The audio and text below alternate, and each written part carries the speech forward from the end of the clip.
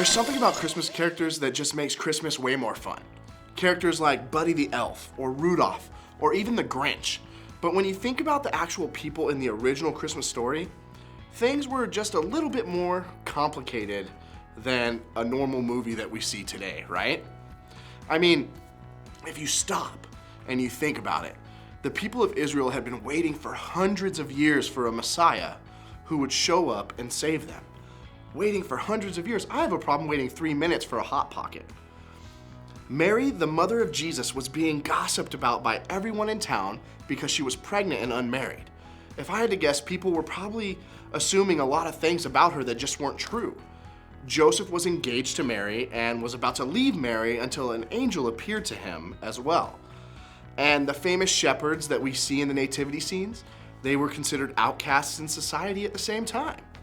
To make things even more complicated, Mary, while pregnant, had to travel with Joseph to his hometown of Bethlehem. And when they arrived, there were no available rooms. So they had to sleep in a place where animals stayed at night. And it's like a barn, something we would call a barn. And this was the very first place Jesus was born. Whether you're familiar with these people and events in this Christmas story or not, my point is the very first Christmas wasn't perfect. It was messy and complicated. The circumstances were the opposite of calm and joyful. But even in the middle of that, Jesus showed up.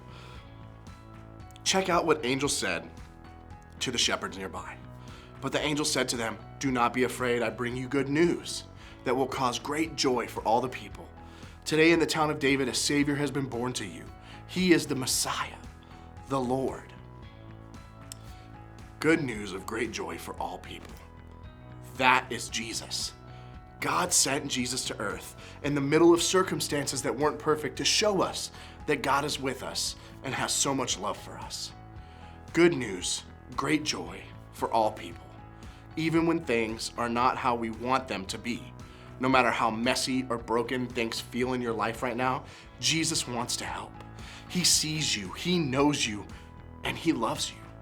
And He wants you to experience that great joy, no matter what your circumstances are. Jesus shows up in the middle of the messes that we experience day in, day out, from week to week.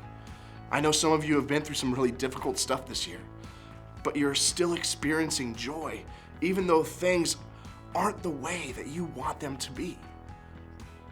For others of you, you may feel like you're not doing a good job with this right now.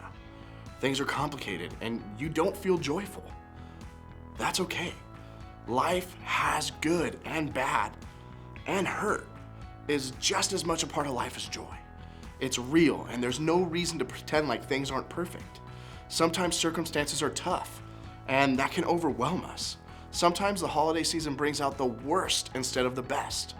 We feel down, and it's difficult for us to feel better. But Jesus shows up in the middle of that mess. Jesus wants to show up in your life because He loves you and wants to have a relationship with you. He wants great things for your life. He wants you to experience the great joy that He brings.